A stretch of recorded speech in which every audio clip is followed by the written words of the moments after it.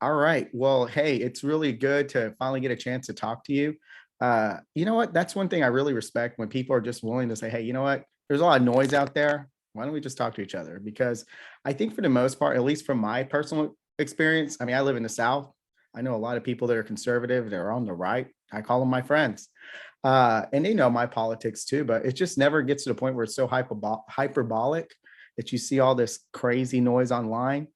And I'm just like, it just seems more like insults, and everyone knows the problems. Everyone has a PhD on what the problems are, but it doesn't really, I don't see a lot of people talking about solutions. So that's when I get to talk to people that don't share my, I guess, political end of the spectrum. I just want to ask questions and, explore, a conversation that goes from there. And I don't know, I'm going to be a gentleman. Ladies first, would you like to talk about a specific topic first, or do you want to hand it off to me? You start. I'm fine with anything.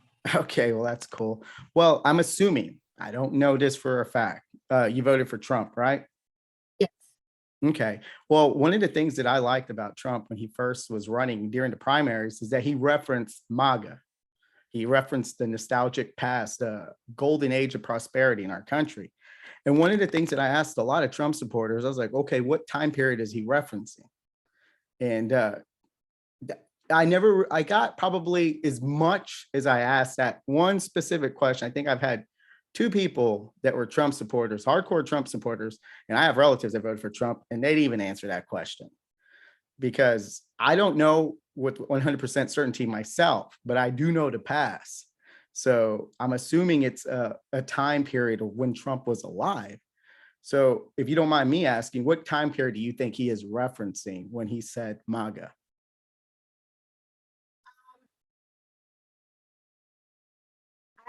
I'm kind of like everyone else. I don't really know what he meant by that. Um, Well, that's cool. there's obviously a time in his life where he felt that that was the way it was. Mhm.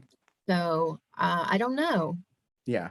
And that's what I hear. And that's awesome that you say that because I didn't know either until I looked into the past, and being an ex-Republican and being a conservative still, I'm pretty conservative with a lot of things. In my house, I'm pretty conservative with my kids, my wife, we have conservative values. So it's not like I'm like a pink hair leftist that's screaming BLM and, defund the police. I really don't think that's very strategic, but I just feel like when people get hyperbolic, their sense of urgency to change something due to some desperate situation they're in, they're going to be a little bit more emotional. But me, I'm comfortable where I'm at in my life, so I'm more level-headed, I guess.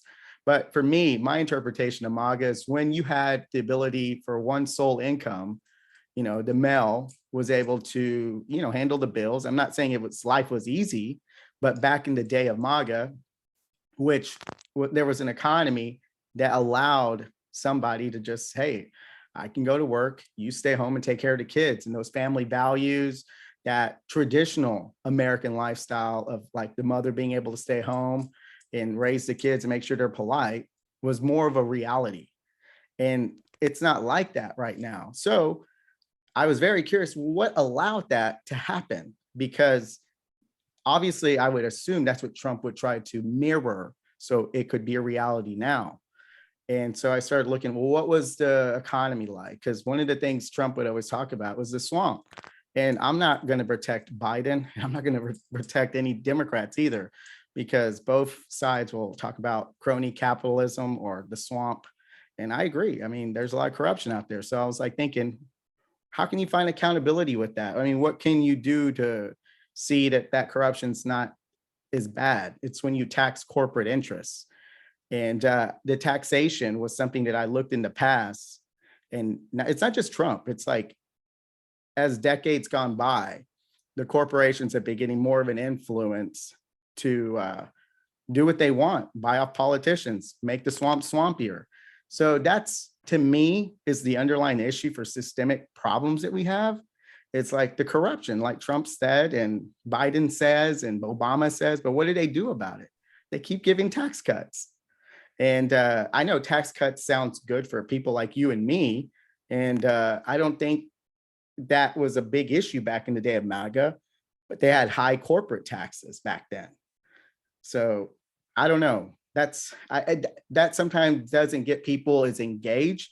But if you really want to solve the problem, I mean, we had better infrastructure there. Why? Because we had Eisenhower, and he's a Republican, and he taxed corporations up to 90%. But if you ask anybody on the right now, is that a good idea? AOC says 70% would be a good taxation rate for corporations, and they would call her a commie.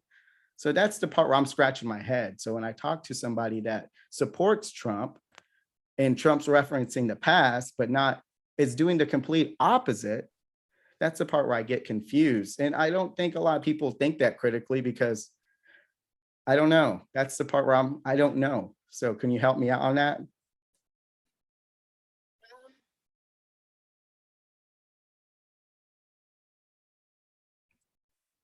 Sorry, I'm thinking. No, hey, I mean, I don't Talked think a whole lot, so I'm a I have nerd. I have to take all that in and rearrange it in my head and then get it out. Yeah. Um, Well, I I mean, when think, we fund the stuff that we need to tax corporations. And I think seeing like Elon Musk paying less taxes than a public school teacher, I think that's something that relates and resonates strongly with most oh, Americans. definitely. I think that as time has passed by, and I mean, you can see who all is in this elite group of people that own these, these corporations. They're all tied together. Mhm. They're tied together with other corporations, other entities, and as time has gone by, yes, okay, hey, I'm the richest man in the world. I don't want you taxing me anymore. And probably a little payoff went. And so then they started, getting rid of the percentage of what the tax would be. Honestly, that's what, and call me a conspiracy theorist, whatever you want. But I think that's what's happened over the years. Now, if they were still taxing the corporate just like they had been Mhm. in the past, Mhm. then I believe that we would still be in those days of, okay, mom, you have the decision. Do you want to go to work or do you want to stay home? Nothing like it is today where the moms have to work because they have to pay for daycare. Hey, taking care Because of kids is work. I don't oh know if yes, anyone it wants to is. admit that. That's a big It's job. I Hey, I'm a homeschool mom. I've homeschooled my children for uh my oldest is a senior. Mhm. So my youngest is in 8th grade. And that's why I'm a homeschool mom. Um, just because I love doing that. Now it's off the subject, but No, it's if not. I mean, you have the opportunity to do that. And I think if more people had the choice to do that, they would probably like to do that too, but they don't have the choice because of the economic factors that are involved. and so I really think that they should be taxed a good percentage.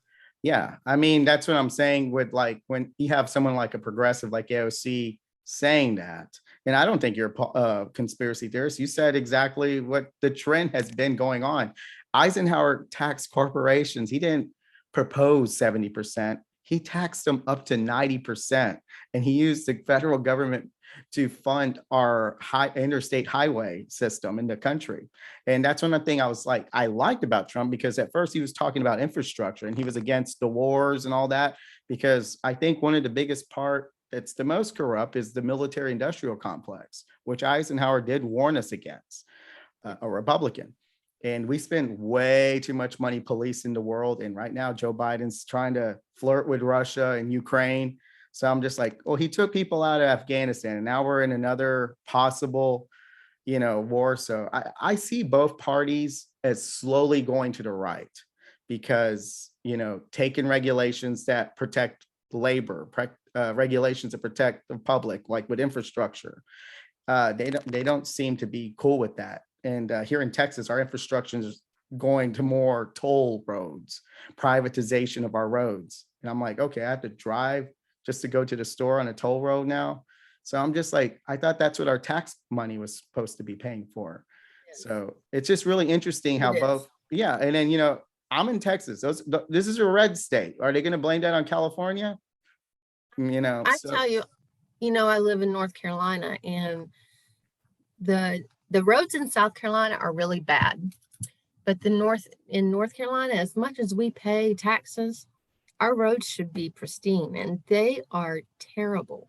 yeah, Charlotte is about 20 years behind on their infrastructure. yeah. I So mean, they just did not plan.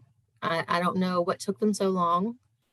So when the boom started happening back in the mhm, late, like maybe mid 90s, they should have started on the 485 loop, which goes around just the loop that goes around Charlotte. Well, they should have started on that in the 90s. Well, they're just now doing it.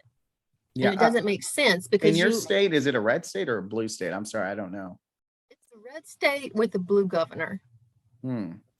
Yeah. Yeah. I mean, to be honest, it's not like I don't need a coloring book to, describe my politics. It's just policy. That's how I look at things. And that's why I consider myself a leftist, because to fix the road, you're going to need government. We already had like the private industry doing what they do, and they don't seem to be paying their fair share of taxes. They are not fixing the infrastructure the way they should. And I'm ending up paying tolls to go on the private roads to get where I usually went when I was in the 90s. So it's just really interesting with the patterns that I've seen. And I because if you look at Eisenhower, he's considered to be a leftist now, even though he was a Republican and he was a general. And if he were to implement the policies that he did in the past now, I don't think either party would see him as a viable candidate to be in their party. They would consider him a socialist or a commie. That's if you tax corporations 90%, can you hear Joe Biden saying that would be a good idea? And the Republicans definitely wouldn't be down with that. He was a different kind of man. He was a different kind of president. I mean, he was more on the left. That's what I'm trying to put. I mean, that's AOC is only 70%. That's what I'm saying. It's like it's going to the left, but she doesn't, have that image of like a general. So that's just curious to me. What's next? Are you able to hear me? Can you hear me? Yeah, I can hear you. Okay. Sorry. Oh, no, not a problem. I keep having these pop-ups on this computer. No problem. But like I was trying to say, I don't know if you got all that, but it was just, I see politics on a spectrum. So that's what I was trying to emphasize with all that. Right. Okay. So what was your question? Well, I was saying, can you see how fixing those problems, it would be more of a left-wing approach versus staying where we're at or going more to the right? Because the right wouldn't, because people that are Republicans, they don't advocate for government spending. They go deficit hawkish on you, especially when it comes to investing in the public interests. That's one thing that made Trump different, because he said he wanted to use the government to fix the infrastructure, but he didn't. And Biden went as far as to make legislation to fix the infrastructure, but he didn't fight for it. So what solution would you suggest that we should continue voting for people that have the mindset of privatizing everything, or it being funded by the government? I guess that would be a better way of asking a question. I'm not real big into government. I think that government has its place. Mhm. I like on the state level better. I think that the states should be in charge of their infrastructure in their own state. And I know that it's expensive, and I know that there's probably not enough tax money coming in, but I just don't like the government overreach. But I understand the infrastructure. Maybe if they came up with something that they were over the infrastructure, if they took care of that, and they took care of Medicaid and Social Security, if they took just the big things that are important, and if they could control those and then let everything else be the state, that's like what I would like to see, honestly. So you're fine with infrastructure being, subsidized a little bit by the federal government? Yeah.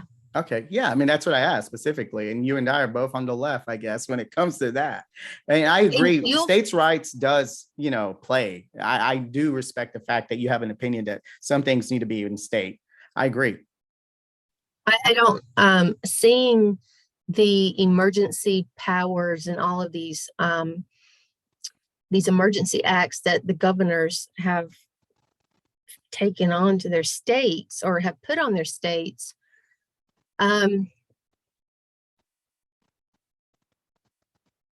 What do you mean emergency powers? Through this COVID thing.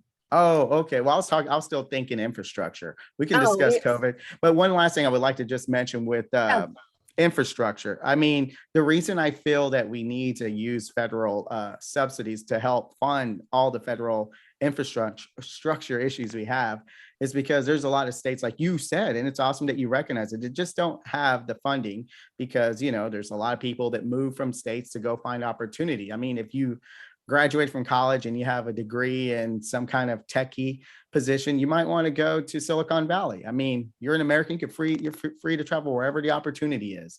So you have a lot of areas to get left behind that are still, they're just not going to have the big businesses investing in them. So they need to be included in our country when it comes to infrastructure. And when I say infrastructure, I mean like high-speed internet, roads, pipes to be replaced that were lead, and just so people will be guaranteed fresh drinking water and all that. And I feel like if you invest with the government, federal government in that, I don't think you're going to have a lot of people being like against that. And even on the right, and that's what I try to tell a lot of people that are leftists. I'm like, dude, they want the same thing you do, but you just do a poor job of just explaining your case. But okay, I guess we can go ahead and change the subject because, hey, we agreed on that. I kind of figured. Yeah. Well, I think that you'll find that I kind of go over to the left on certain things. I might have a conservative view on it at first, but then let's just say like abortion. Yeah. Not that you want to bring up abortion. No, I do. I want to bring it all up. I'm pro-life, okay, but I'm a leftist. I have a different probably approach. Bring it up. Sure. If you want to talk about it. Yes. So do you want to start? Okay. I can't see you, so I'm assuming that you want to start, but I'm not 100% sure. I'll let you start. Okay. So I think that abortions for certain reasons, like the woman getting raped, incest, just those kind of things, that I think that it's okay. I'm not against it. I am against having an abortion once you can see the heartbeat. Yeah. So my view on that is just a little bit whacked. I think you're pretty moderate when it comes to that. I don't see you as a right winger when that's there.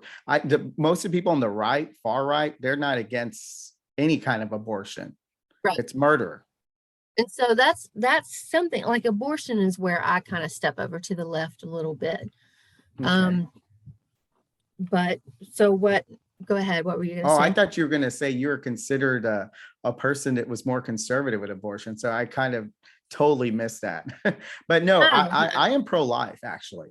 Are you? But yeah, I am. But that's the thing. I don't let the media interpret what I consider pro-life. When I say pro-life, I'm against the death penalty. I'm against going to war and killing babies inside the wombs, outside the wombs, old ladies, whoever. And I'm also pro looking for ways for not giving an incentive for people to abort their kids. And I think when you have a poor economy, you're going to see more people getting abortions. Having a kid is an economic I mean, what's the word I was trying to look for? It can weigh you down economically. And I think, you know, a lot of people The get divorced for hardship. that reason. Yeah, exactly. It's a burden. It's an Yeah, economic burden. it That's what I was is. going to say. It is. And that's, I think if we limit that, people are going to want to stay married, want to get married. I mean, a lot of things that were considered family values due to our economy and inflation, you know, more people are going to get abortions, more people are going to be less willing to get married, have a family. And even Tucker Carlson recognizes the fact that people are having less kids. And Yes. when they do have kids, they're probably, if they can't afford it, unfortunately, they're going to make a bad decision to end the life of their child. And I recognize my economic privilege. I mean, I'm 41. So I just remember how much it cost to rent a 2-bedroom apartment by my university. It was $600.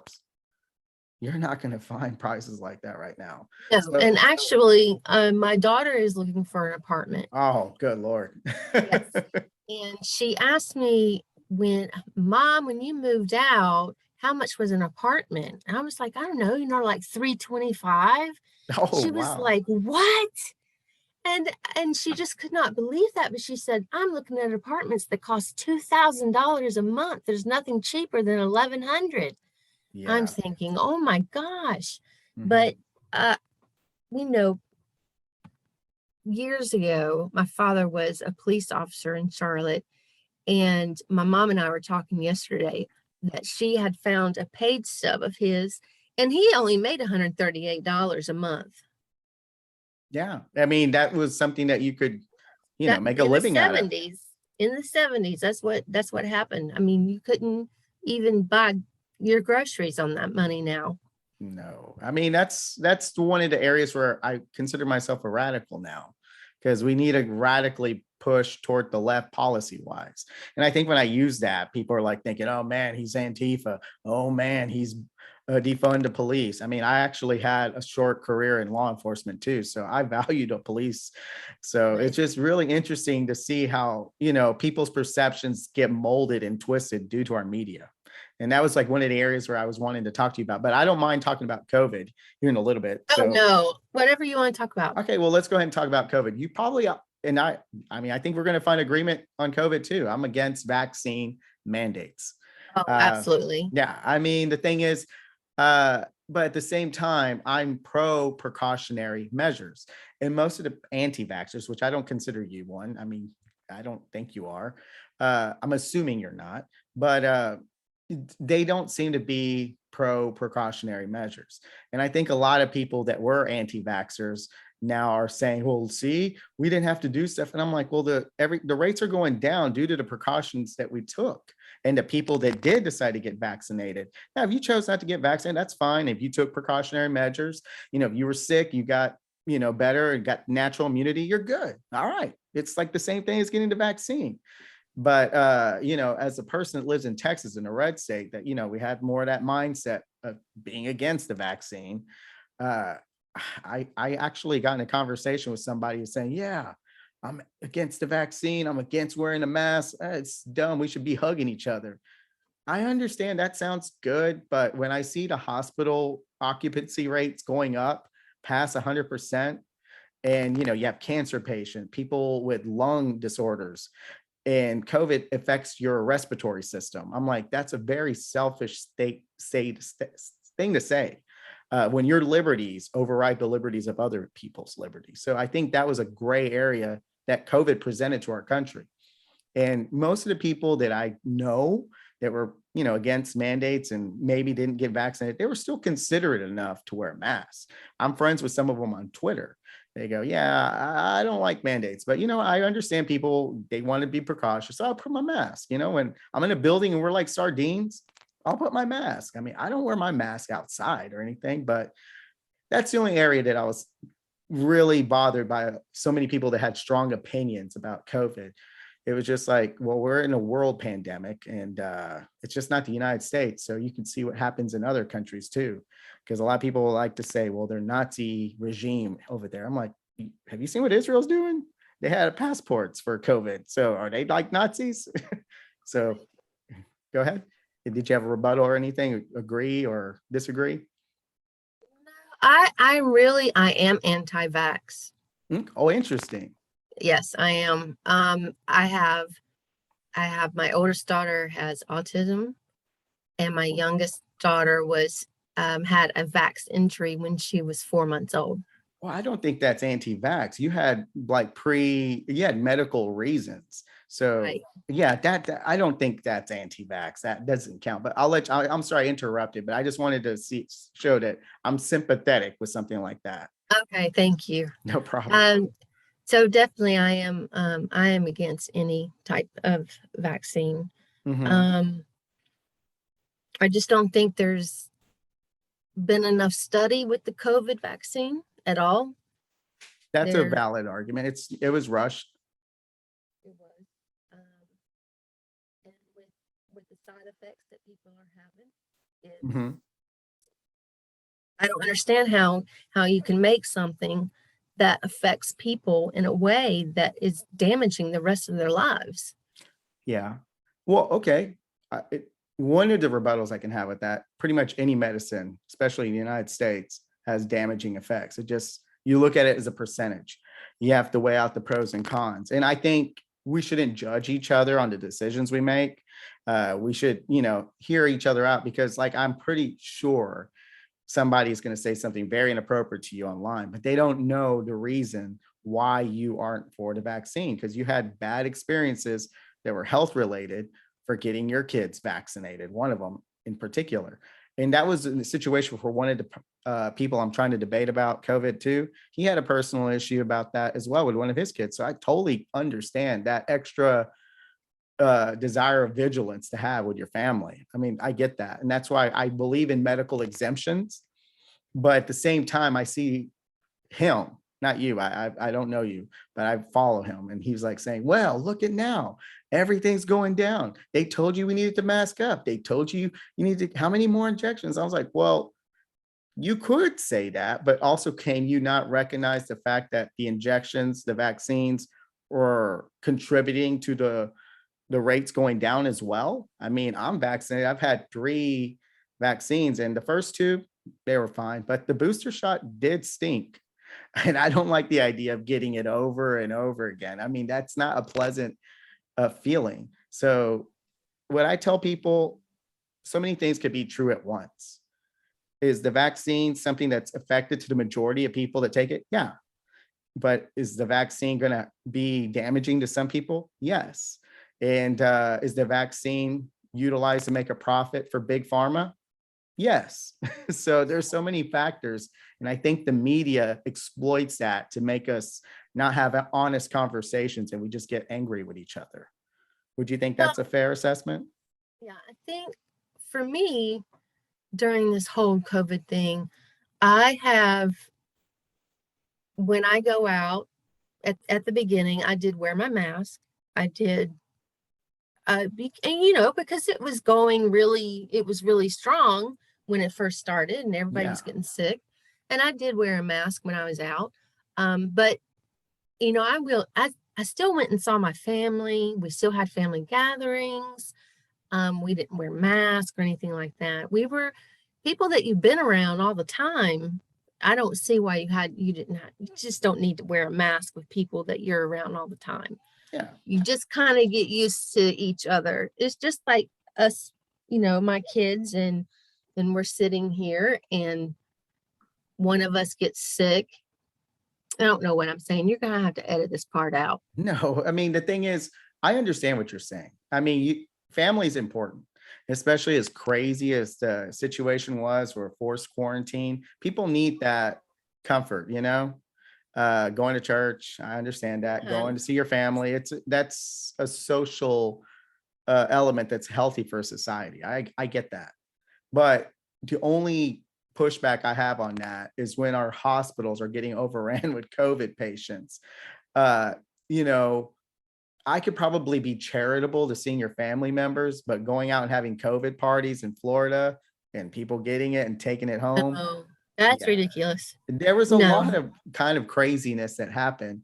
And unfortunately, the only way that we can see that is through data. And when you see hospital rates, including in my area in North Texas, that were just already reaching capacity, which I have Trump supporting relatives that work as nurses, and they were just like, it's unreal. These people don't take any precautions. and now they're going to die. And then we have to clear out a whole area just for COVID patients. So it's when you hear news like that, but at the same time, I get what you're saying. And I don't think you probably, flirted with, higher risk areas Oh, to no. get it and spread it. I Uh, stayed home. I stayed home. yeah. And Like, that's, we were on lockdown. I stayed home. And then when the lockdown was lifted up, we had been on lockdown so long, we were used to staying home. So now we just stay at home. yeah.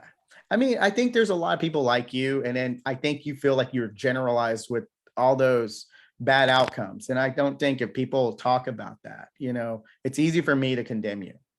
And that's not what I like doing. Right.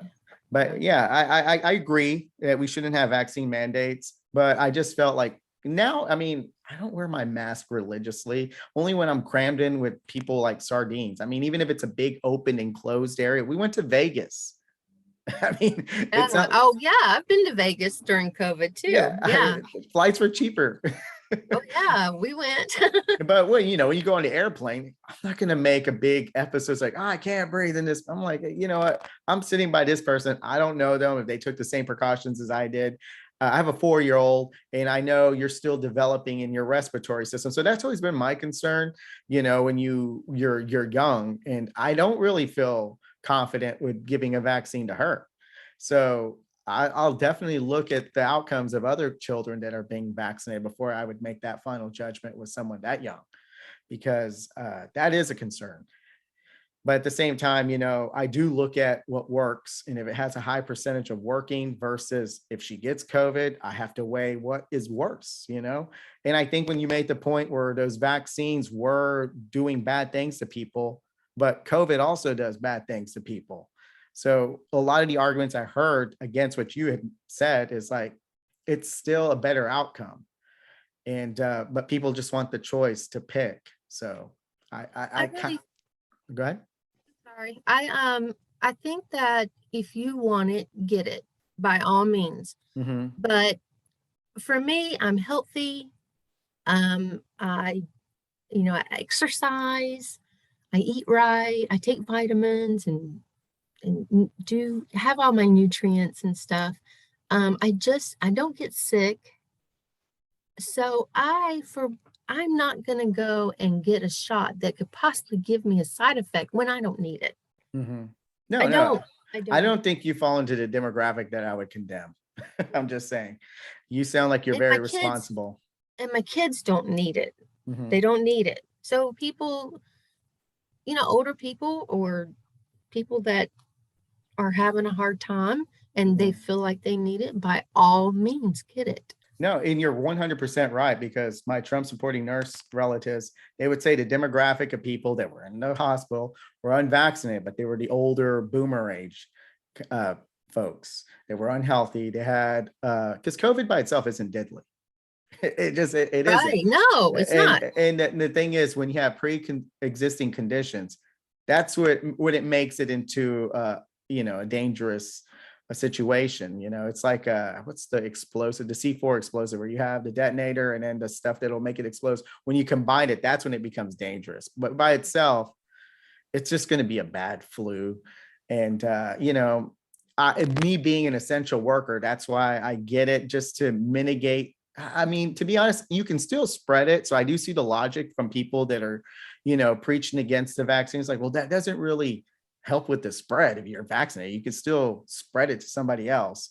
But it's just like, I guess a lot of people don't like this take on my part, but it's like a buy-in to get more people vaccinated. If they see you do it, they're gonna like, well, I'll do it. And hopefully that behavior falls into the demographics that are more than likely to suffer from bad COVID and also fill up our hospitals. So it's like a group effort mentality to get people that actually need it to get it. I know that's a little bit of a jump, but to be honest, we're kind of like, if we see someone we like or trust, we'll be more willing to do it. And does big pharma profit off that? Yeah, they do. so, Absolutely. so Yes, I they mean, do. and the thing is, I don't really use them as like a source of like moral morality, because they plagued the South with all those opioid pills. So and they made a lot of profit of like legalizing drugs. Oh, yes. Yeah. So I definitely keep one eye open with big pharma. But at the same time, when you have to govern a whole country, you want buy-in. And if there's Yeah. like a big demographic that's not wanting to take the vaccine, it's going to affect the mentality of the people that need it. I guess that's the big that I should have worded it like that, but that's why I did it, I guess. And I made sure I wasn't one of the first people to take it because I didn't want to be a guinea pig. But Yeah, it would be my luck that I would get it and something would happen. hey, well, So there I'm just, and you're healthy, and like I said, I respect that. And you had concerns, medical concerns. So yeah, no, I mean, I'm not going to disagree with you. I'm not pro-vaccine mandates, but I am pro-precaution. And from what I've seen, you're pretty precautious. And yes, absolutely. I mean, when you go in a grocery store and you come out, you sanitize your hands after you've touched everything. That's just that should just be normal. yeah, I You know, agree. it should just be normal that you just sanitize your hands with some hand sanitizer every time you leave a store. No, I'm not going to argue with you. And to be honest, I mean, this conversation has been pretty civil. And, I think that's how most conversations would be if actually people spoke to each other. But when you Yes. have these conversations online, you're just like, I can't believe this person said this about me. Or, when you see the media, that's where I want to go ahead and jump into next. The media just really divides us a lot. I mean, you Yes. could just see, your MSNBC. A lot of people assume since I'm on the left, they're like, yeah, you watch CNN, you watch MSNBC. I was like, no, I don't. I don't watch any of those shows. I used to watch Fox when I was a conservative, when I was a Republican. I used to watch Bill O'Reilly all the time, and I bought into all that cultural war stuff, which I don't know if that's something you consider relevant, but to me, I don't consider cultural war topics very, they divide us even more, and they're a distraction. Yes, they That's, are. because Bill O'Reilly's still talking about marijuana being a bad thing. I personally don't smoke, but I don't like the fact that people are going to jail for weed and then they have a criminal record and they can't get a job. So they're going to go to crime and then they'll go back to jail. So it's just like, legalize it. It's going to be able to be taxed, and you probably will put a dent in the money the cartels will make. And you won't have a lot of people going to jail, and that hurts poor people the worst. If you have money, you're not going to have a public defender. You'll have a decent lawyer, and you won't be able to, get your record of, being in jail. So I don't know. Well, I'm a former police officer. I Okay, don't know if I had told you that. awesome. And I was looking through It's my a book dumb the other law, day. isn't it? Yes. Don't. I was I in law was enforcement too. I was reading the amount of marijuana just for a misdemeanor, and then for a felony. It was like, what? I smoke pot, to let you know. And I'm thinking, what? Only 2 grams or 2 ounces? What in the world? Because it's a So for-profit private prison industry. yes. And so I absolutely believe in legalizing it. Yeah, it's just, Absolutely.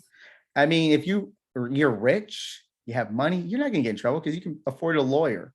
But if you're poor, which affects more Black people and minorities, and in the South, many whites, but it's just, you're gonna probably get the bad end of the stick. And how can you get more opportunities when you have that criminal record? And like you said, a felony. You're just Yes. like, for what? For pot? And your whole job as a police officer is to de-escalate a problem. And you're just escalating more problems in society by enforcing stupid laws. And you're taking the freedoms and liberties of people. So if they're under third strike, like Joe Biden was, advocating for when it was back in the day to fight the drug war, you're just going to ruin a huge part of this country's lives just based on smoking pot. Yeah, and I tell you what, I pulled over a guy one night and smelled marijuana, which gave me probable cause, Mhm. or whatever it's called.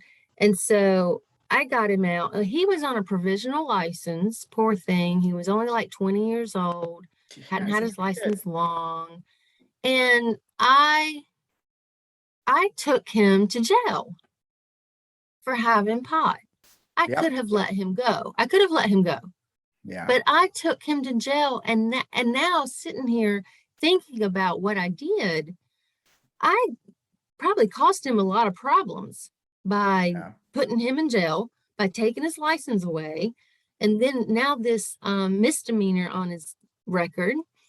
So I've really, since I haven't been an officer and I've really been looking back on the times when I did stuff like that, it's really embarrassing. Well, I mean, you're just doing your job. It's a systemic No, problem. it You're following the is. law. And the only way to answer that is with a left-wing approach. There's nobody on the Republican Party that are hardcore of legalizing marijuana. Know that. So, They're yeah. not. And, Mm. I mean, I just feel like we should have more articulate politicians that are on the left, because I think I had a lot of arguments with them, but the people that follow me, I call them partners because we're a partnership trying to Yep. solve problems. And yeah, he was like, AOC sounds like a 12-year-old, blah, blah, blah. And I'm like, yeah, I can't defend her. She does sound goofy. And yeah, she's had her moments where she's probably said something that's goofy as well. And I'm not a fanboy of AOC, but I just look at it as a spectrum. Which politicians are more likely to give us MAGA, you know? And she's one of the few that would advocate for the taxation rates for corporations. And she's probably down for legalizing marijuana too. I can't say that for many Democrats. I don't think Biden's he'll say it in rhetoric. Yeah, we shouldn't put people in jail for weed. And Obama had the chance to decriminalize marijuana. He didn't. And I think Trump took people out of jail right when he decriminalized. I forgot what he did with nonviolent offenders. He he was like, you could Yeah. release them from prison. So that was a Yes. good thing from Trump. He should have done that in the beginning. That's a no-brainer. But you got all these rich people in power. They're out of touch. So they're not going to know the needs of regular people and what causes systemic change, because they're too busy in their cocktail parties. They're getting donated to by billionaires. That's their priority, not people like us. And that's why I feel firmly we have to talk to each other, because they're not really going to advocate what works. They're just going to try to look for talking points for us to use against each other. The media they're owned by people that don't care about humans. Well, I think they're out of touch. They care, but they're going to prioritize what matters to them.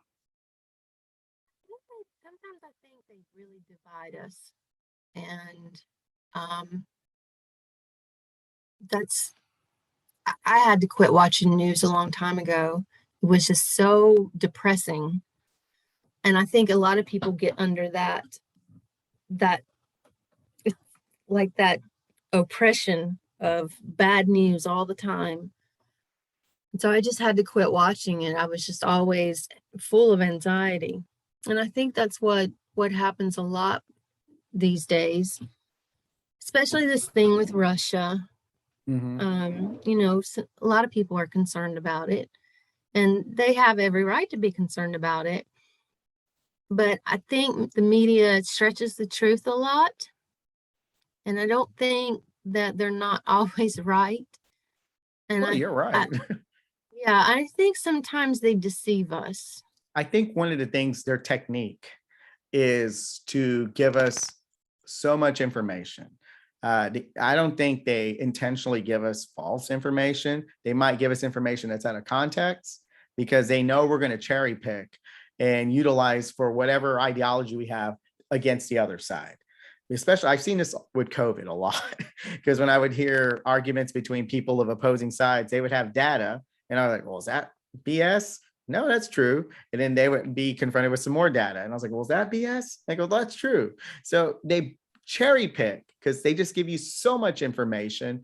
And most people, we have issues that are in our home, issues at our job.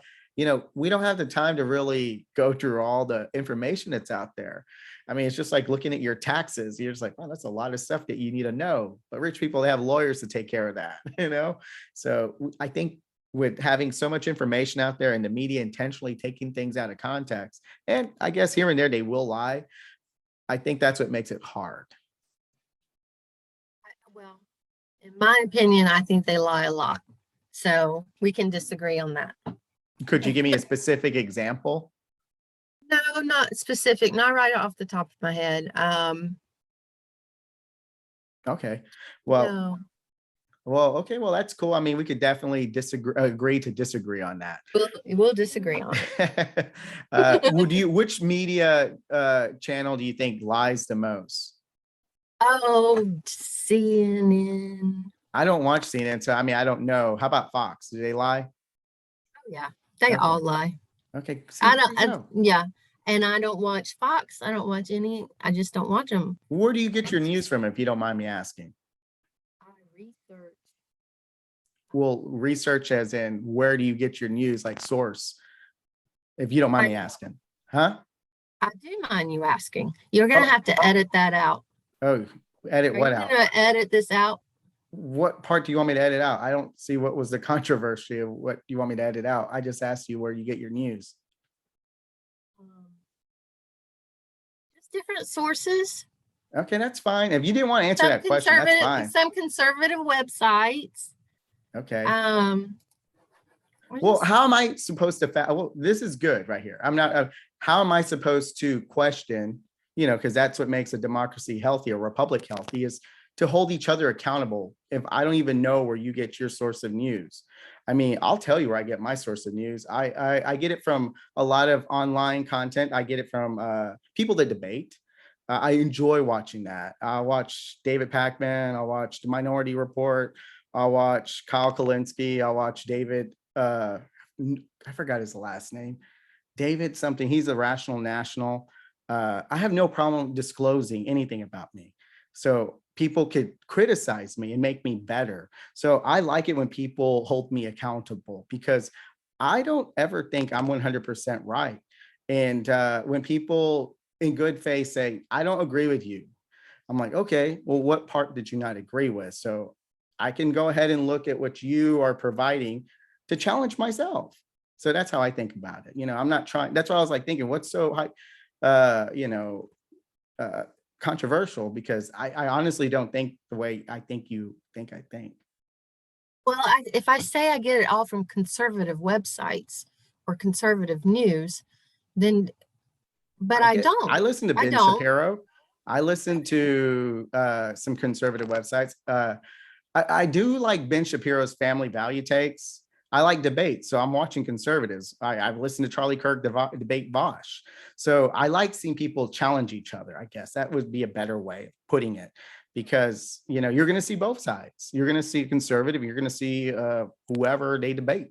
So like you and I would watch something like this because I would want to hear what you have to say, and I would want to hear what somebody that doesn't agree with you on everything have to say too. You know what I'm saying? So I don't know. I try to get a balanced approach. That's why I like debates. Yeah, I like debates. I like Ben Shapiro a lot. Why doesn't he debate And anymore? That's one thing I've been wondering. I don't know. I don't know. He's so good. He's just so right. He's just Because right with it. they were the original debate bros. Ben Shapiro, and Candace Owens. And let me think of, I don't think Mike Walsh ever debates. See, I know him because I watch him. Yeah. And I really enjoyed how Bill O'Reilly debated Jon Stewart back in the day. And I think a lot of people got a value from that, and I would say, yeah, that's a good point. But Jon Stewart, I think he was able to hold his own pretty well against Bill O'Reilly. But I respected the fact that he got up there, and maybe he made some points that resonated with the people that like him. I don't know, but I don't see conservatives debating much anymore. That's another red flag for me. I don't see conservatives doing a lot of things these days. Why? I don't know. It's just almost like they've lost all hope. Why would you lose hope? I mean, what's a reason to lose hope? I'm just curious, because I think that seems to be, I mean, this is my assumption. That seems to be like the climate of people that are conservatives too. Do you feel like you've lost hope? Yeah, I do. Because I think that we're seeing stuff that we don't agree with that's happening in major things, just like the border. Of course, I mean, you know, we want closed border. Well, so far, you and I have agreed on pretty much everything, almost everything. And let's I go ahead and mean, discuss the border. I would love to have that okay, conversation. all right. What do you? I believe in borders. I think countries should have borders. That's how you create a system that's organized. You know, you have to take care of your society, and if you don't have a defined border, I think that will prevent you from doing the order that needs to be done inside one country. But I think most people that are against borders don't understand the history of why we have issues in our border. Why do you think we have issues in our border? Just, I mean, I'm not fully educated and I don't really have a dog in the fight. Yeah, I'm Latino and I was named after a Mexican general, but I'm legal. I don't have any family that lives in Mexico, so I don't have a dog in the fight. I'm not going to get emotional or anything, just to give you a heads up. But why do you think we have issues in our border? I don't think it's secure. I think Trump was doing a good job of building the wall, but where he left off, I think Biden has pretty much opened the gate, Mhm. and he's not doing anything to stop it. And there's too much of the border that's still not secure. Secure. Okay. Yeah. Well, I'll go ahead and give you my rebuttal. I mean, to be honest, I don't disagree with your logic. I see how a wall can be a physical factor to prevent people from crossing illegally. I mean, that's pretty logical. But, of course, I'm going to be talking about the cost of maintaining it and just seeing Mexicans throwing rope ladders over the wall and climbing over it, Right. like the effectiveness of like making sure a military guards the whole wall. That's going to be very costly and not fiscally conservative. And I think there's better approaches to maintain a border. One, get rid of like incentives for the drug trade, legalize marijuana. And also, the main issue I feel that we have a lot of illegals coming to this country is due to cheap labor. Our country loves to exploit labor. Rather than give Americans their benefits and pay them decent wages, they'll go ahead and get labor that's willing to come. I've seen this with my own eyes in East Texas. There was this little trailer park hidden in these big old pine trees. It was a community of illegals that lived there, but worked in a meat packing plant. And I think a lot of people come here and they become illegal because their visas, their work visas expire, and then they become illegal, but they didn't cross illegally. But a lot of labor, especially migrant labor, like for your fruit and all the meat packing industry, which employs a lot of cheap labor. Um, and then your cleaning crews after the stores close, cheap labor. And most Americans were like, I'm not going to take low wages for that, but they'll find people that will. Their visas expire and they can still work and they're still getting taxed on their paycheck.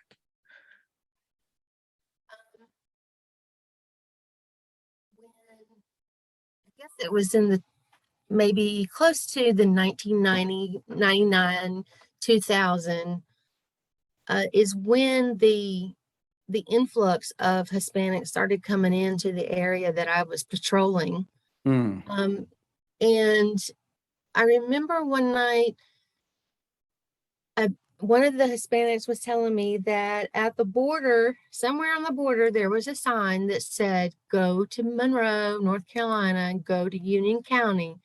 That's where the money is. And Okay. it was because of all the plants, on the chicken plants that they have. Corporations. Yes. And so they all came in and they all got the jobs. And so in the city where all, the blacks lived in the inner city, the They whites take lived on the opportunities away from them. they did. So now, they moved the blacks out, which moved the whites out even further. Yeah, that's very interesting. And they're going to go ahead and scapegoat and put the emphasis on the immigrants, the illegals, but they were lured over there. And if you Yes. they're the weed, not the root of the problem. And that's when I try to make sense of the wall. I'm like, well, that's just going to prevent the weeds, but eventually the roots are going to grow under. And they already have with airplanes. Yeah. But Yeah, and I seen this another example. It's like how public schools would hire people from Mexico. And the agreement was from that public school was that they would pay for the legal fees of their social security or whatever, all the legal paperwork that would be taken care of once they got across the board and they started working in the classroom. And a lot of these Mexican and people from Spain, after they paid the fees, they were assuming that the other fees were going to get handled by that school district. Well, they got left high and dry. They didn't pay for it and they were forced to use whatever money they got from their salary to pay those fees. And then, if you made a big fuss, they wouldn't renew your contract and you wouldn't have a job the next year and you're stranded. So I think we have a lot of systemic issues just everywhere in this country. And the best way to not be proactive in fixing that and just allowing corporations, school districts, or whatever to do what they do is to make us fight against each other. One side's pro wall and the other side's like, oh, that's not humane. But in reality, with or without the wall, they're still going to get here because they want cheap labor. And that was in a small school district that they want to pay the wages that some big city school teacher would get paid. And that's everywhere around here on like nurseries that you go to get your plants. I mean, that's all that works there. And now I in mean, Texas, we have a lot of new houses getting built up. And can you guess the ethnicity of the people that are building those homes? Oh, yeah, just like here. Yeah. Yeah. And they're Yeah, getting those they're visas and they're getting flown over here. So I don't think a wall would be very effective to prevent that because they're not going to go back. They're going to still be getting paid under the table. And to make it legal, they're going to still get their paychecks and they're going to get taxed, but they're not going to collect the benefits. So every time I've heard like people in my family, well, they don't pay taxes. I'm like, yeah, they do. They pay taxes when they get their checks. And also they pay state income tax when they purchase anything they buy. So sales tax. I'm sorry, sales tax. sales tax. So I just think they're exploiting people and they're creating tension between Americans of how to solve that problem effectively. Because like you said, the wall would fix it. And I think after we had this discussion, I think you and I could probably, if we were in charge of the country, you were the president, I was your vice president, I think we could come up with better ways to stop immigration. Oh, yeah, I definitely. really do. I mean, that's what I'm saying. I feel very passionate about like just talking to people. And I don't think, do you still think we should edit anything? I don't think so. I think it's been awesome. I don't know. I think it's been pretty awesome, to be honest. Thank you. But I'm yeah, very nervous.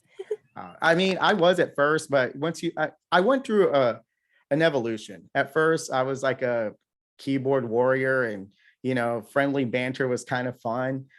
And, you have people saying stuff and you're just like, oh yeah, well, how about this? And then, I matured a little bit and I'm like, well, I really want to solve problems. And so I would talk to relatives or talk to anybody that would listen to me with the keyboard warrior route. And, I'm like, well, they're interpreting what I'm saying in a wrong way. So I'm like, well, maybe if I make a video, people will see my demeanor and think differently. And then now that I've done that, I'm like, okay, well, now I want to talk to people on Zoom. I think that would be the next best step. So yeah, I just think we agree on so much. And it's just a shame of how many times our elite are just dividing us. But go ahead.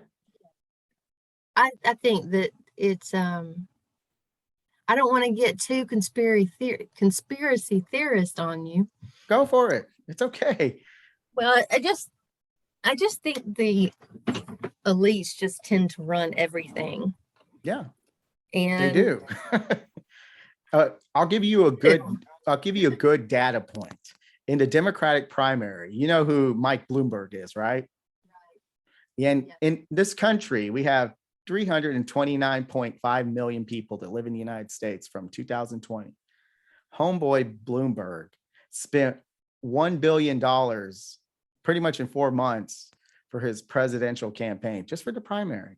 That literally means he could have gave every American $1 million. Yeah. I mean, that's just one person. You're not a conspiracy theorist. That's why we need to tax them. Oh, yes, absolutely. Yeah, I'm definitely into taxing. But the Republican Party isn't. That's the thing. No, I think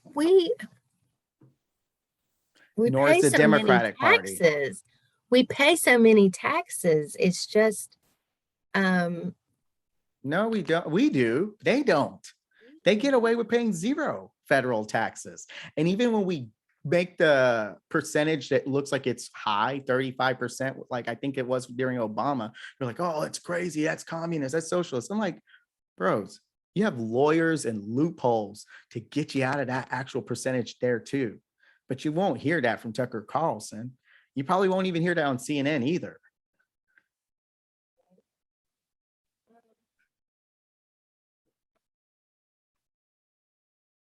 can we talk about the convoy?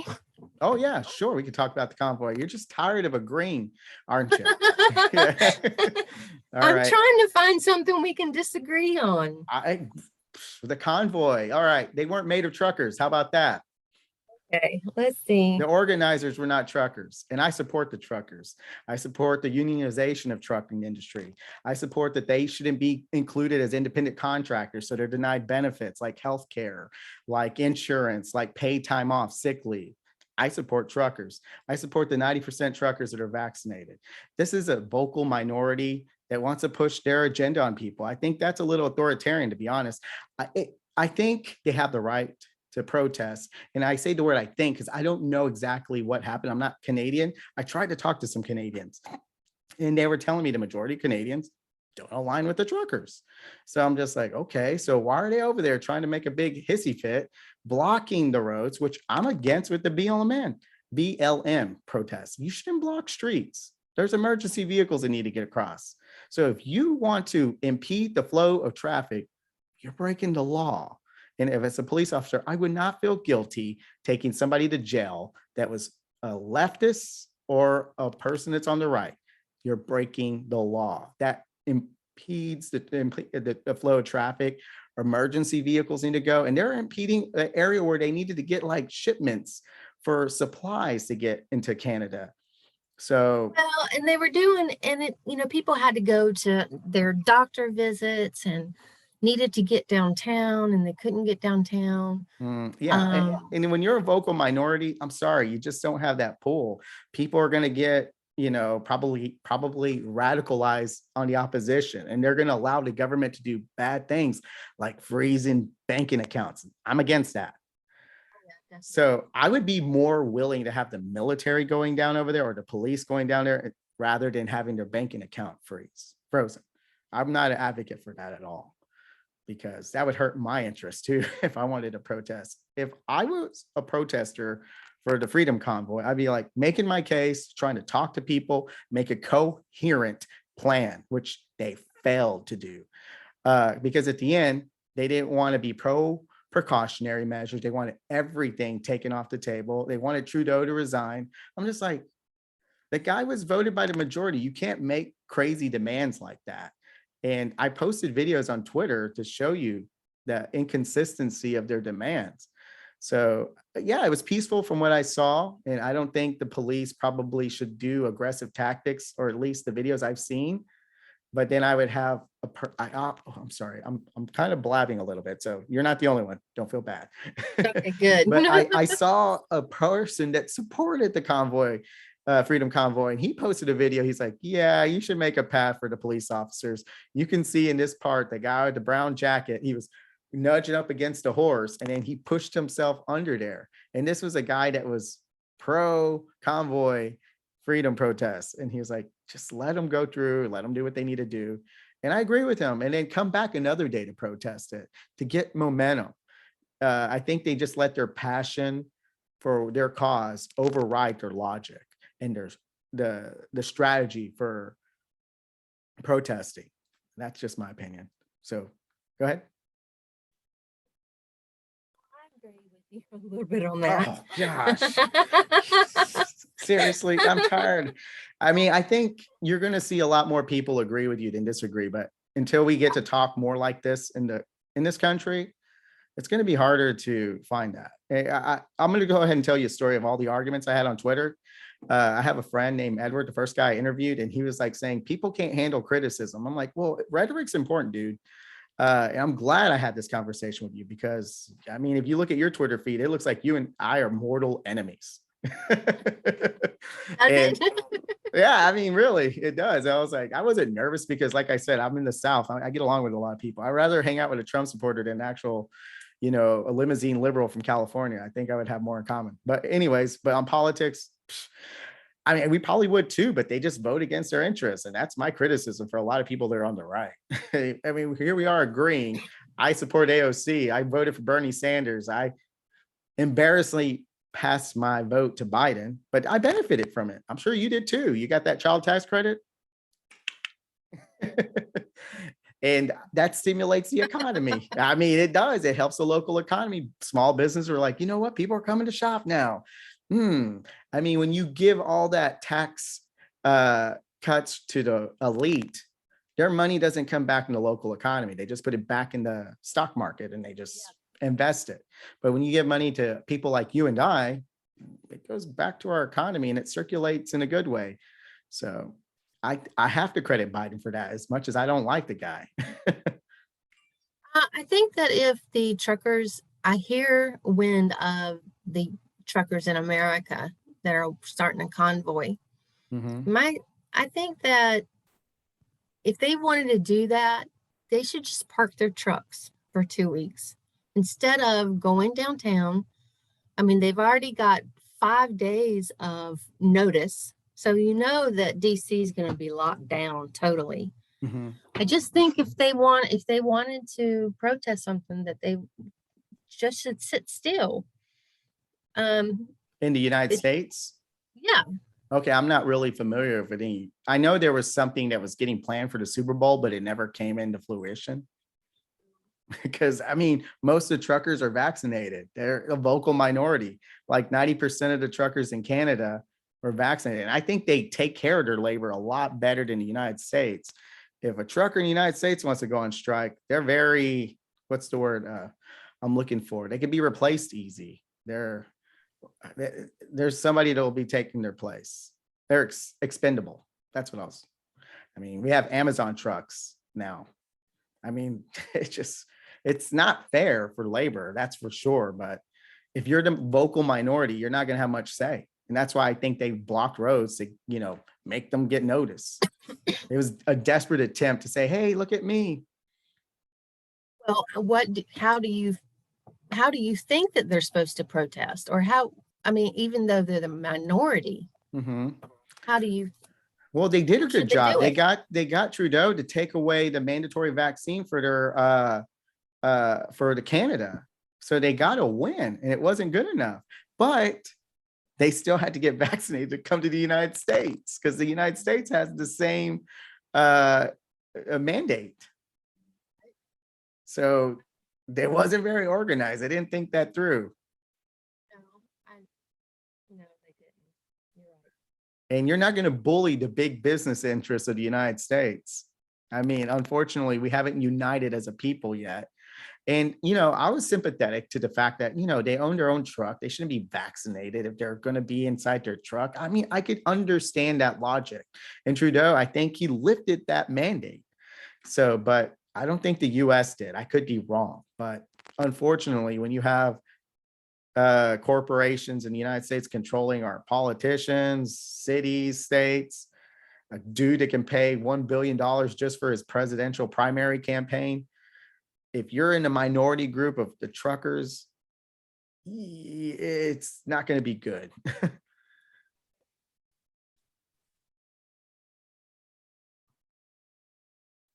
Are you there?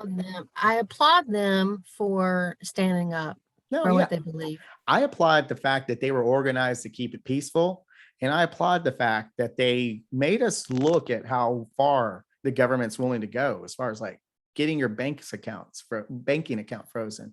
It made leftists like me be like, whoa, all right, if we ever have to protest and we organize our stuff and they say, get out of our way or your banking account gets frozen, what do we need to do?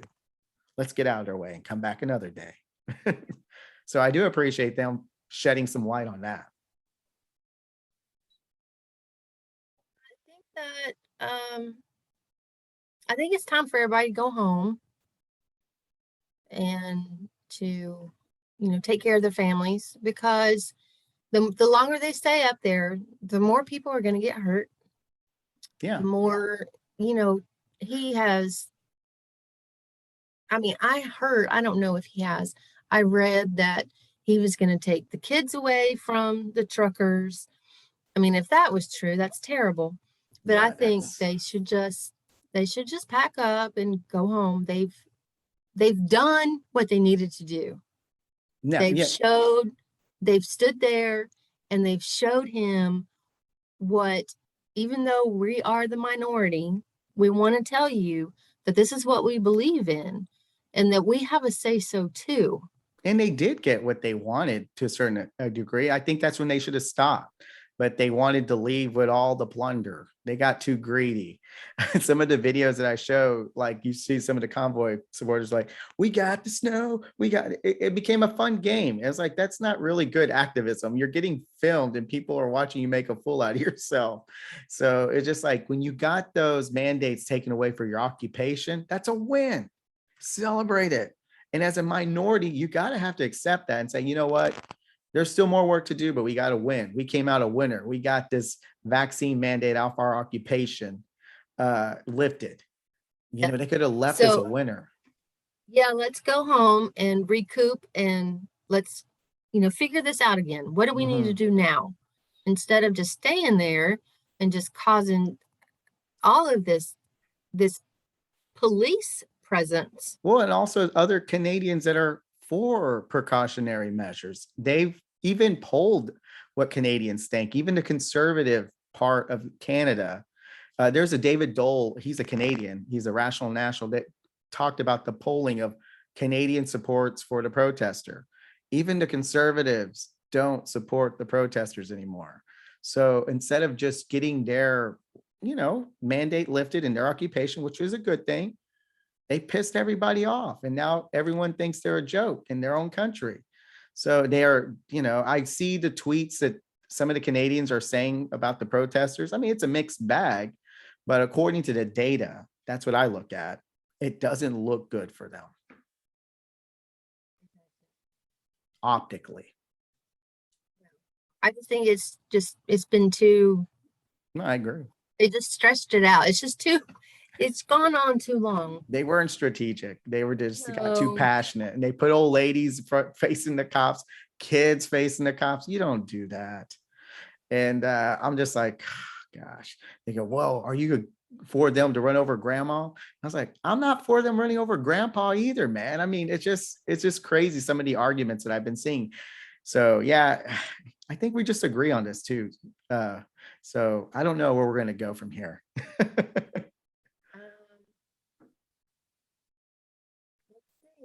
Okay, yeah, I have some questions now. Okay. So, all right. So we're going to fix problems. So far, we talked about problems and how much we agree. So now let's talk about some solutions. Which politicians, that American politicians, that you can probably say, hey, you know what? This is a person that's worried about solutions, not just trying to incriminate the other side. They're going to push these populist policies that you and I just discussed. Which politicians are going to help us get there? Name them. Well, I mean, I don't know. I mean, I was just wondering if you had an idea. If you don't, it's okay. Because I think you fall into the majority of Americans. Like I said, I'm a nerd, so don't feel bad. Most leftists that support Bernie Sanders are upset because Medicare for all is not part of the Biden administration. And they don't even know that the public option is what polls the highest with most Americans. So you can't put the losing proposal up to the table and expect it to win. So I think a lot of Americans are guilty for just not really being strategic. And we kind of have our own version of that freedom convoy mentality sometimes. And I think the best way to counter that is to have the conversations and hold each other accountable. Like if someone asks me, well, how are you going to fix it? Like reparations. Like when you have an African-American tells me, it's like, well, I want my check. I'm like, well, how much do you want? How can we negotiate, So which politician would be a good advocate for change to address the systemic issues? Well, obviously, I'm going to say Trump. But he lowered the taxes. significantly for rich Um, people. He lowers the regulations. I think that if he could, well, He didn't punish the okay, businesses for so the was illegals. was it him that actually did it, or was it the? It was whoever is empowered. And I don't pass the buck. When he was president, he has full authority to do what he needs to do. He can use executive privileges. Now he's not in power. It's Biden. And I could definitely rail on Biden too. But I asked you specifically who would be a good person to fix the problems. And based on his history, because now we have hindsight, we can see what he did to judge what he will do. And after you and I had a conversation about corporations needing being taxed more, and Trump himself lowered the taxes for corporations and lowers regulations. And he's also, one thing that really bothered me with Trump was his nepotism. Because as soon as he became president, Ivanka got a lot of earmarks from China. So I'm like, so I really don't know why people would see Trump as a person as the best politician to fight corruption. And as of right now, I don't know who would, as far as the president is concerned. But I know I personally benefited more from Biden, but Biden's a horrible president. Yes, he is. I mean, the thing is, I can define how he's a horrible president. And I don't know if you can. It's probably more emotion. This is my constructive criticism with you. How can you define Biden as a bad president? I just think just what he's done, the changes that he's made. I mean, like the Keystone Pipeline was huge. Mm-hmm. That was huge. And Fair. I just don't. He got rid of a There's, lot of opportunities for natural yes. gas. Okay. That's Yeah. a fair, I mean, that's the thing. He wants to go ahead and play the environmentalist card. And I think what is going on there, and I'm not an expert at this field at all. I could be wrong. So if you're a viewer, fact check me. Okay. But I think there's a lot of fracking and other ways to get natural resources for energy that's competing. And I think whoever pays them off more gets priority. I don't know. And I'm for alternative energy. I like having the option to have gas. I mean, I want a Tacoma 2022, the new Tacoma. What's that new truck? The Pro D or whatever. It's a cool looking truck, manual. I want that. So I'm not against gasoline, but I also like the option of having more electric cars too. So we can have what's that thing called that Republicans like? Competition. Competition. And that'll make the prices go down lower. Cars won't be as expensive because they're like, oh dang, that gas car is more expensive. We better lower the prices and make it more affordable for electrical cars. And they even have, that will encourage cars to become even more environmentally safe. I think they're doing like hydrogen experiments for cars now. And I think Elon Musk was talking about like a solar power paint job. I was like, hey, That's exactly what I was thinking about the other day. I was driving down the road and I was like, wouldn't that be cool if we had solar panels on the top of our cars? Yeah. See? And that's what I'm saying. You get that with competition. And I think the fossil fuel industry, which the Keystone Main Line, they've had a monopoly on a lot of things that we've been dictated to. I mean, I think electric cars have been around for a long time, but they never got momentum because of why? Because of the monopolistic ways of the fossil fuel company. I mean, everyone's like Beto O'Rourke and Ted Cruz down here in Texas. Guess what? They both get funded by fossil fuel companies. They're like the highest funded politicians because Houston, Texas is the energy capital of the world here in Texas. So it's just very interesting to see how much pull they have. And yes, they employ a lot of Americans, but that's a gray area, and that it deserves debate because I can't argue with the fact that you have a legitimate concern of people losing their jobs because of that pipeline choice by Biden. So that's a good point against them. But how's that going to help us with our solar power cars? It's not an easy answer, and there's not a wrong or right answer, but that is the dilemma that we find ourselves in. I don't, the whole electric car thing. There's pollution problems with them too. With Yeah, all the I lithium they was have to just, mine. I have a problem with those too. But I think if you have the pollution problems with fossil fuel and the pollution problems with lithium, there won't be a whole bunch on one side because it gets evened out by the other side. Or some people will make the argument that both together are bad. But I think it does progress toward an alternative way because people are going to make that observation that you just made. And then corporations will be like, okay, they want something cleaner. If there's a profit motivation, they'll probably, make a car that'll suit our desire. Right. Can we talk about climate change? Sure. Awesome. You know what? We're just keep on agreeing. I'm a little disappointed. I don't think we're going to agree here, though. Well, you don't know. All right. I think you felt that way with pretty much everything we talked about. So Yeah. if we were playing poker, you'd be losing pretty bad. I'm just saying. You're right. I would be. All right. Well, okay. So what's your take with climate change? I just don't think everything should be blamed on climate change. Well, what is being blamed on climate change? I don't know. Well, Babies having heart attacks. I have never heard of this. It's just there's just a lot of things that. Who said babies have a heart attack with climate change? Okay, well, I'm gonna have to call you out on that one. I mean, come on, that's not fair right there. It's like, okay, what scientist said that babies are having heart attacks? Well, I can't remember that. I can't remember where I saw that. That's cool. I mean, I think every topic that you and I probably can think of has been politicized. I ain't gonna argue that, including climate change.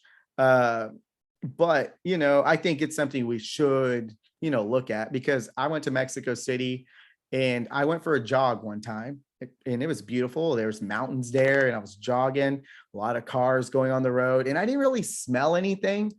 But then when I got to the house I rented, I started poking my nose, pulling the boogers out. Sorry for the detailed information. But one thing I noticed when I was looking at my mucus, everything was black. Oh, really? So, if we don't have some kind of precautionary measures, you're going to have black boogers too. Right. So, I mean, the thing is, yeah, there's some hyperbolic takes on both sides, but we have to have a rubric we can agree on. And I think most people are pretty, civilized to be like, okay, all right. But we're not going to share those civilized differences if we don't talk to each other. So I don't know. I mean, what do we disagree on? You want black boogers? I don't want black boogers. All right. Thank you. All right. I mean, because when I went down to Mexico City, I was like, these clouds are yellow. What's up with this? Yeah. There's a lot of pollution there. And, a lot of issues that I've seen environmentally that have been an issue in the United States that I don't think it's much attention, is like all these meatpacking plants or all these cattle ranchers with all that cow turd mixed with water and runs off into rivers and all that and contaminates our drinking water, can be very problematic. Oh yeah, There's definitely. so many other issues. I mean, the biggest issue with climate change is not necessarily cars or fossil fuel. It's feeding us. All the forests they have to chop for grazing for cattle that are going to be butchered for our meat. And I think Republicans like to make fun of AOC. It's like, oh, cow farts. Oh. I was like, it has to do with cows. And yes, their farts are methane. But when you clear out the lungs of our planet, which are trees, that might have an effect on our climate. Yes. And eroding the land where it can't grow trees efficiently again, that might be an issue. We don't see it because it's happening in Brazil. We're Americans. But I've seen a lot of people tear down pretty areas where trees would have looked better. So it makes me think a little bit about the climate when I see people just not taking care of Mother Nature the way they should. And having I'm very much a tree person. So when I see these, I mean, housing developments are going up like crazy around Charlotte, and I know they're going around everywhere, but just the amount of trees that are cut down is asinine. I mean, it just doesn't even make sense. Man, you're such a hippie. Why You can't hippie you liberal. I know, why can't you just leave the trees alone and build the house in between them? Well, So now they're building houses with small lots just so they could build more of them. oh, you should see some of these. They look like they're on about a fourth of acre, Mm-hmm. and you can't even get in between them, and they don't even have windows on that side that's facing the other house, because who wants to see in each other's windows? Yeah. I mean, I'm not going to argue with you. Once again, we agree.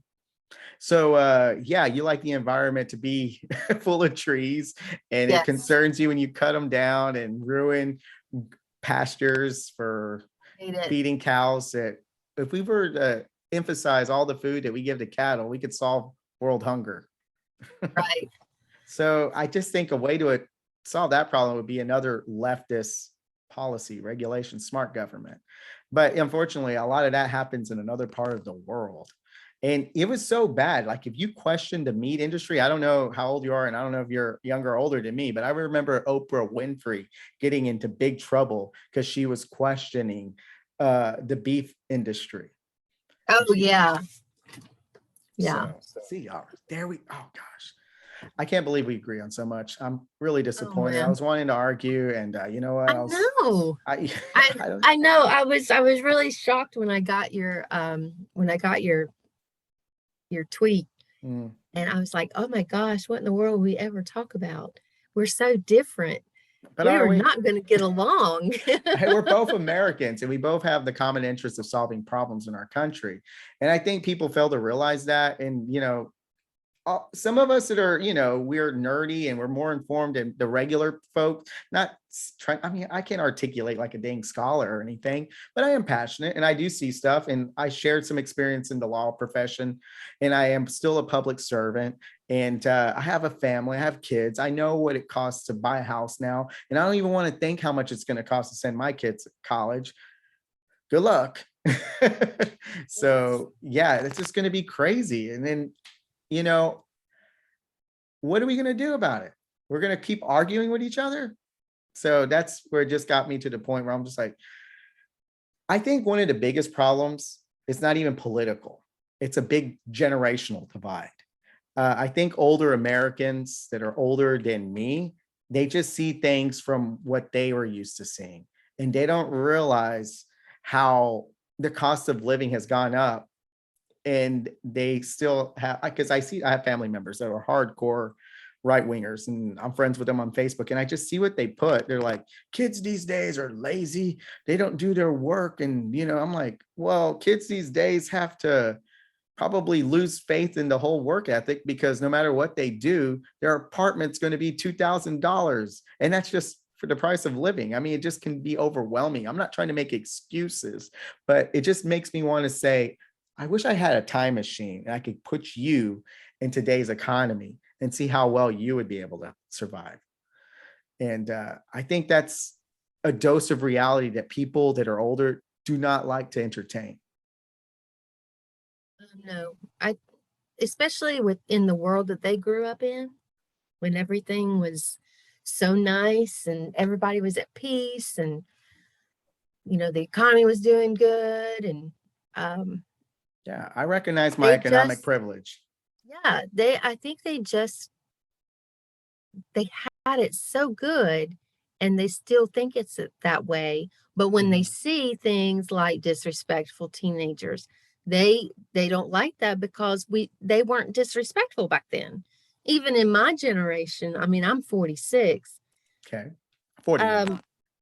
Okay. So, I was born in the 70s and grew up in the 80s when Reagan was president. It was awesome. I remember being a child, just Reagan was for mass amnesty. well, you can't agree with everything every politician I know, I says. know. I just wanted That's to throw why that in there because that was one of your points that you that's wanted. that's why when you asked me to name a politician that I think would lead us in the right direction, I just don't have one. I think Eisenhower would do a good job.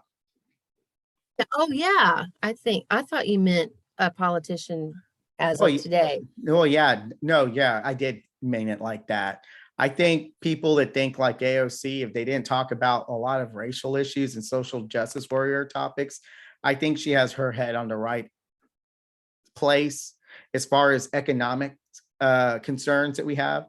I know a lot of moderates and centrists, like I was telling you, one of the Twitter stories I had with one of my partners, they hate AOC. And I'm just like, okay, why do you hate her? Well, she just doesn't sound intelligent. I go, okay, but does she do stuff that actually could benefit our country? Okay, I'll give you my take on AOC. Sure. Um, I believe she has a really good head on her shoulders, Wow. but she's young. She's Mhm. young, and I think she's immature at the job. But I think that Which once if she politician is mature enough for their job? I mean, well, they're none, all, yeah. So none of them. she's a victim of her environment, I think. And she's young. People are going to have a problem with that They do. being young. That generational divide I was telling you about, because this is Yes. an older dude saying that.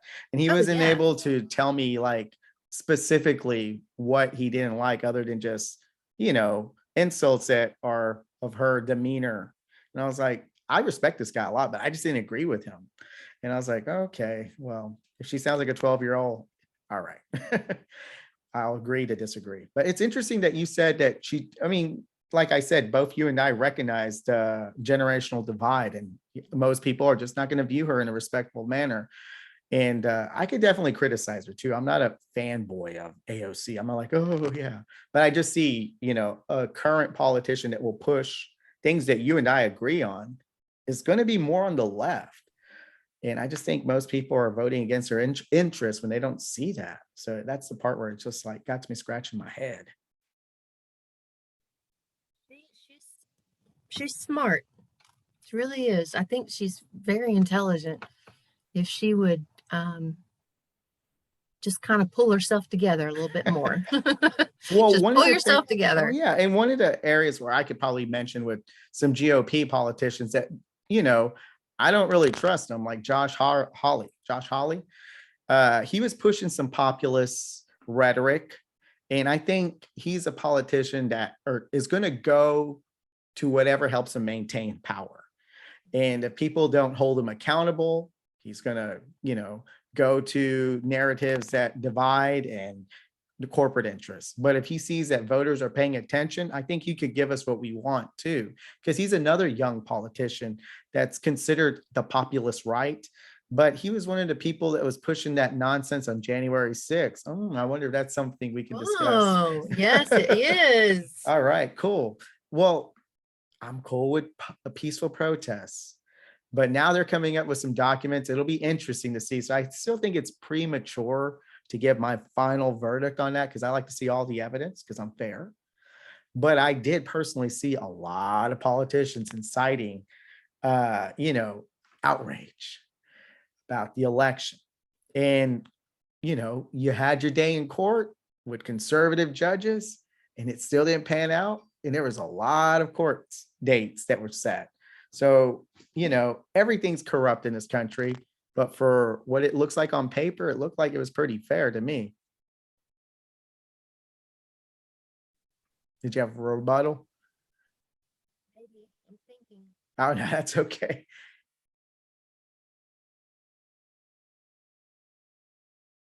No, Because I really don't. that's cool. I mean, the thing is, it's just like if there wasn't so many court cases that were picked by, judges that were picked by conservatives, it's just really interesting to see why people got so passionate. And that once again goes to the media and politicians just wanting to stay in power. And Yeah. I mean, hey, we got Biden, we got child tax credit. So you know what? I got bought off. I'm not a corporation, but I'm a person that votes. And if you buy us off, you'll get our votes too. So it works the other way too. But What do you think anyways, about Marjorie Green? oh, Marjorie Taylor Greene. She just talks about, okay, she's very hyperbolic. She doesn't push any economic policies that would help us solve any of these issues. She likes to talk. I mean, you even have Dan Crenshaw, which is one of my Texas representation, that calls her out for being a crazy. So you have Republicans in a civil war right now, but yet Dan Crenshaw is one of those politicians that were playing the stock market like Pelosi, and everyone's giving Pelosi a hard time for making money off shady stock market trades, which the people that are making more money are 5 Republicans, including Dan Crenshaw. So it's just really hard to see it. One of the things I think what made Trump so hated in the establishment is that he said the loud part. I mean, he said the quiet part out loud. And I think they were like, shh, we all do this. Don't ruin it for us. You do it. We do it. Shh. But Trump is an inexperienced egomaniac. He's like, well, I'm going to go ahead and campaign against this Republican. And when you bite the hand that feeds, you're going to get a lot of hate on you from the establishment. And I think that's what Trump did, but he wasn't in a moral part himself, because he was taking advantage of all. He bought like that building that's right by the White House and used it for politicians from other countries to have. He made it into a hotel. I mean, you can't buy government property and then utilize that. No, it's okay.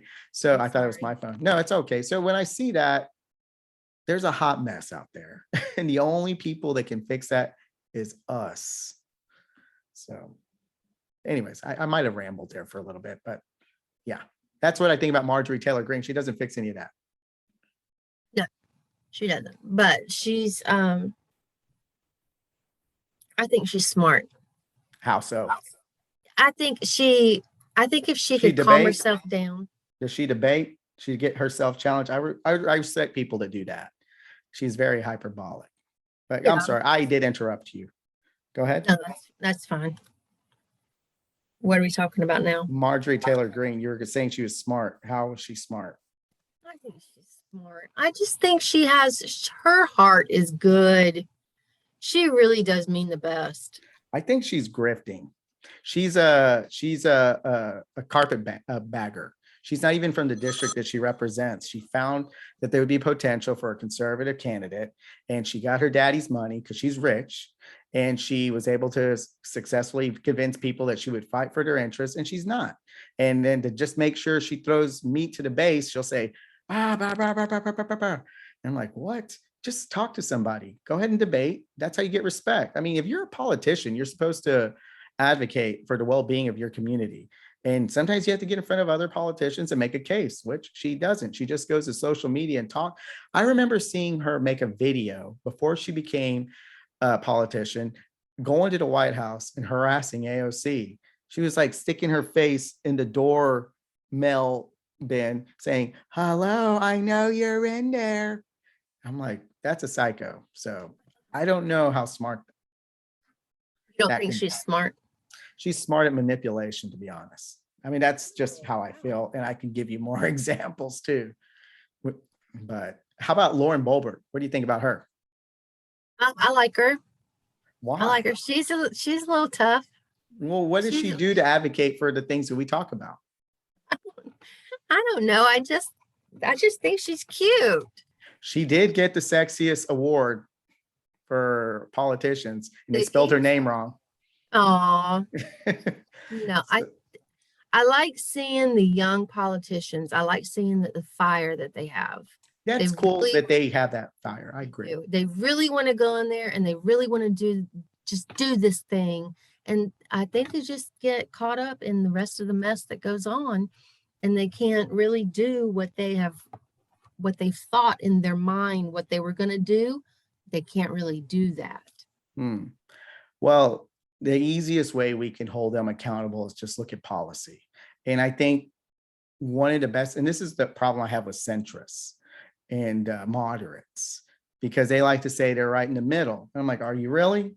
And what's a good rubric to prove that you're in the middle, that you're going to go ahead and advocate what the majority of Americans want, and you're going to vote accordingly to that, because that's the middle. And they don't do that. They're always on the right end of the side. So it's just, know how she's even close to aligning herself with what most Americans want when she just talks about, I mean, I don't know. I would like to see where she's used that fire in a constructive manner to get economic policies passed to help solve the problems we have in this country. Because I always see them, because what's her name? Lauren Boebert was calling the Ilhan Omar like a jihad squad. I Yeah. mean, I don't understand how that's productive. That's not professional. If you disagree with them, don't insult them. Attack them based on policy, what they do, not just degrade someone's character.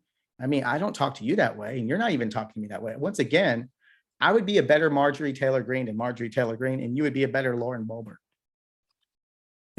That's I'm gonna have to pause for a second because I've got a child to take care of. well, hey, we can go ahead and cut off. Okay.